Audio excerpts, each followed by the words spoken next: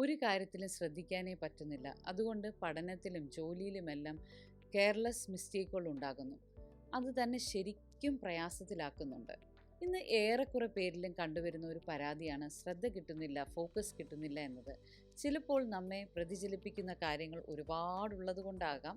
അത് ചിലപ്പോൾ അനാവശ്യമായി മനസ്സിലേക്ക് കയറി വരുന്ന ചിന്തകളോ, ഫോണിലെ ഒരു നോട്ടിഫിക്കേഷൻ സൗണ്ടോ, ആവർത്തന വിരസതയോ, കാര്യങ്ങൾ ചെയ്യാനുള്ള പ്രചോദനക്കുറവോ, മനസ്സിനെ അലട്ടുന്ന പ്രഷേഴ്സോ, എന്തെങ്കിലും തരത്തിലുള്ള ആശങ്കയോ, ഉറക്കക്കുറവോ, അമിത പ്രതീക്ഷയോ ഒക്കെ ഇതിനൊരു കാരണമാകാം. ഇതിങ്ങനെ വിട്ടാൽ ശരിയാവില്ലല്ലേ? എന്താ ചെയ്യാൻ പറ്റുക ഈ അവസ്ഥയെ തരണം ചെയ്യാൻ? ഞാൻ ഈ പറയുന്ന ടെക്നിക്കുകൾ ഒന്ന് പരീക്ഷിച്ച് നോക്ക്. പൊമഡോറോ ടെക്നിക്ക് പരീക്ഷിക്കുന്നത് ഇഫക്റ്റീവായ ഒന്നാണ്. അതായത് ഒരു നിശ്ചിത സമയം ശ്രദ്ധയോടെ കാര്യങ്ങൾ ചെയ്യുന്നതിന് ശേഷം കുറച്ച് സമയം ഒരു ബ്രേക്ക് എടുക്കുക.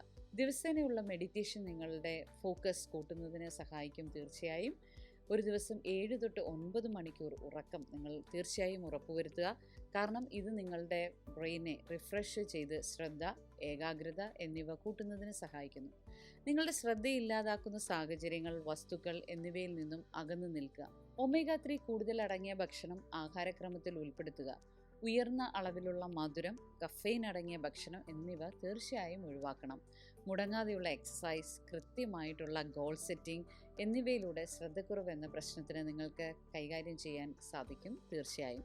എന്നാലും പലപ്പോഴും ഇതൊക്കെ ചെയ്തിട്ടും പല ആളുകളും എന്നോട് പറയുന്ന ഒരു പ്രധാനപ്പെട്ട കാര്യം, ഞങ്ങൾ എന്ത് ചെയ്താലും ശ്രദ്ധ കിട്ടുന്നില്ല എന്നുള്ളതാണ്. അപ്പോൾ എനിക്ക് പറയാനായിട്ടുള്ളത്, ആസ് എ പ്രൊഫഷണൽ എനിക്ക് പറയാനായിട്ടുള്ളത്, ചിലർക്ക് ഇതൊരു റിട്ടൻഷൻ ഇഷ്യൂ ആകാം. റിട്ടൻഷൻ ഇഷ്യൂ എന്ന് പറഞ്ഞാൽ വേറെ ഒന്നുമല്ല, എൻ്റെ തലയിൽ എനിക്ക് വേണ്ടുന്ന എല്ലാ ഇൻഫർമേഷൻസും ഉണ്ട്, പക്ഷേ സമയത്ത് എനിക്കതെടുത്ത് ഉപയോഗിക്കാനായിട്ട് സാധിക്കുന്നില്ല. അപ്പോൾ അത് അവരിലൊരു വല്ലാത്തൊരു ആൻസൈറ്റി ഉണ്ടാക്കും. എനിക്ക് സമയത്ത് കാര്യങ്ങൾ ചെയ്യാൻ പറ്റില്ല എന്നുള്ള ഒരു ആൻസൈറ്റി.